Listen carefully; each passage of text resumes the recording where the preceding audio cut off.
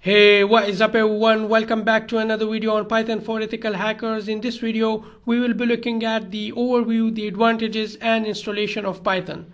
So Python was developed by Guido van Rossum, and I hope I didn't mess the name up, in 1991. It has quickly become one of the most popular language in the world. It's because it do have a lot of advantages and that are the developers can easily learn it, or the developer can quickly learn it because it typically involves less code and it has easier syntax. How can I say that? I can say that because it don't have any indentation or any semicolons or any other rubbish stuff like to declare a variable we have to first write its data type or something like that. So those are the things that typically involves less coding and the syntax is easier to read for the programming. So that's why the developers learn the language quickly. So Python is utilized by a lot of different big companies like YouTube and Pinterest. So that's why the Python is very popular. Also it does have huge amount of additional open source libraries. Like Python language is a type of language in which the batteries are included, like a lot of different libraries that comes built in with the Python. You can take an example of the math library of Python, which is used for the calculations, for the mathematical calculations. But if you need some extra features for the calculation, like something for using the scientific mathematics or something like that, so we also have additional library for that, which is an open source library by the name of NumPy, which you can import and stuff like that. So you don't have to worry about that. A lot of stuff is already done in Python for you. Like there is a huge community for Python that's working in creating open source things.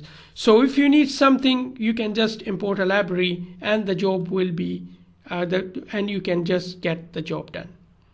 Okay, now let's come over to the third part, which is installation of Python. To install Python, we will be using the free Anaconda distribution, which is freely available on the internet. You can just go and download. Why are we willing to install the Anaconda first? Because this is a distribution that includes Python as well as many other useful third-party libraries. It also includes the Jupyter notebooks, which we will be utilizing throughout the course, and we will be learning how to learn coding using the Jupyter notebook. Also, the Anaconda can also be easily installed on any major OS like Mac OS or Windows or Linux. The Anaconda distribution is a bit bigger file, so if you do have slow internet or less space on your computer, you can also utilize the Miniconda, which is a miniature version of Anaconda. It works the same way, but it does have just less resources and less things in it. So if you do have some problem in your system, or if you have slow connection, you can just work with the Miniconda. But I would still encourage you to install the Anaconda full version because that would help you a lot. So for installing Anaconda, in your browser, just search for anaconda.com, and then once the website gets opened, just click on this download. Once the download gets opened, you can just scroll down to the part where it says Windows, Mac or Linux. So now depending on what OS you are using, just download the file you want to install. Like I'm using Windows, so Windows 64-bit, so I'll go for Windows and the 64-bit version. If you're using something else, you can, if you're using Mac, you can come over here and download the Mac version depending on what operating system you are using. And if you're using the Linux, you can download the Linux version. I will not be downloading the Anaconda right over here because I have already downloaded it. So it's the best time you pause the video right over here and download the Anaconda for your specific operating system and come back once the download gets completed. Once your download gets completed, just scroll down and click on this read more to the documentation, it will navigate you to its documentation. So you can read all about the Anaconda right over here, and if you're willing to proceed with the installation, just double click on the file you have downloaded, whether it's for Mac, Linux, or Mac OS X. So if you have downloaded the Windows version, once you double click on your downloaded file, it will open up a dialog box like this. So from here, it's just clicking next, next, next, and next. But I will still explain what it's asking, or what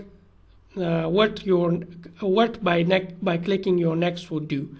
So it's just showing you the details about where it will install the Anaconda, as well as how much space you require on your PC, and how much other resources does it need. Once you click on the next, the next slide would ask you whether you want to add the Anaconda to your Python environment variables or not, or whether you are willing to register the Anaconda as a default for Python 3.7 or something like that. So although the Anaconda would prompt you not to add the Anaconda to your path environment variables because it will interfere with your previous Python installation, but as you are but as this is your first time installing Python on your PC, so it's better, or it's a good practice to add the Anaconda to your path variable, because it will solve a lot of different problems which will come in future for you while running the Python on your machine.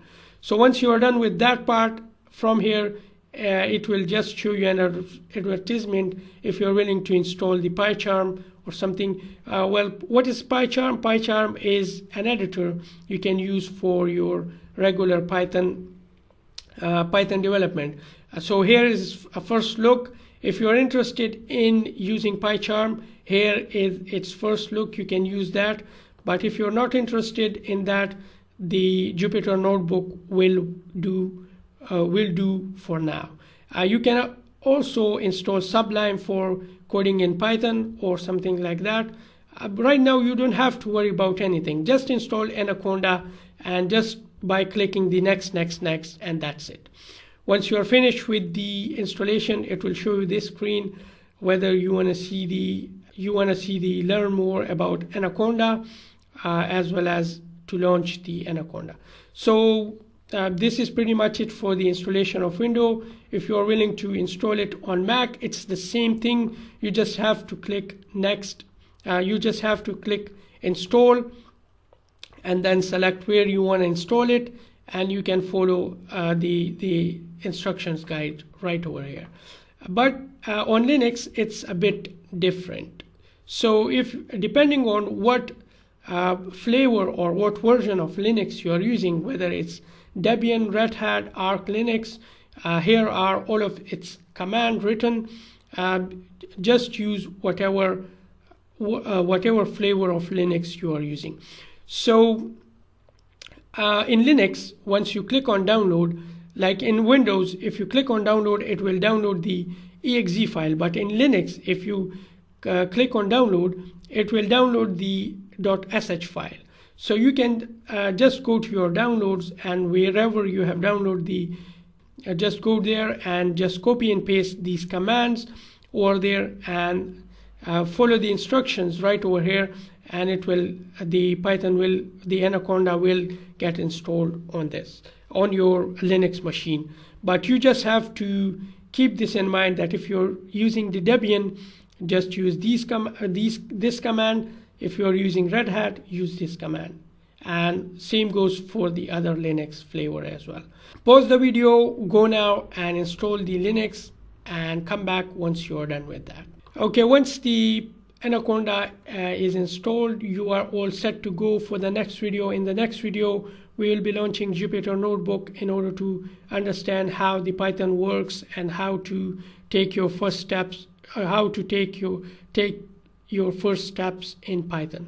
Okay, so depending on your machine and depending on the internet speed, if you are not willing to install the Anaconda, as it is a bit bigger file, you can just come over here and go for the Miniconda, which is the same thing, but it just have less libraries and less things in it.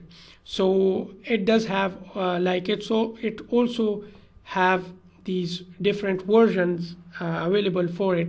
Like if you are willing to install the Python 3.7, it does have 64-bit and 32-bit versions available for it. If you're willing to install the 2.7, which is almost been vanished from the Python, the Python has finished the support for Python 2, so you don't have to worry about the Python 2. If you're willing to install it in the Mac, it also provide the files for Mac as well, and you can also come over here and learn how to install stuff on each of the operating system. This is pretty much it for this video. I hope you did learn what are the advantages of Python and why you should learn Python. Just a general overview. Also, I hope you did install the Python on your PC. So in the next video, we will be getting started with learning programming in Python. So until next time, enjoy hacking, stay cheeky breaky, peace out.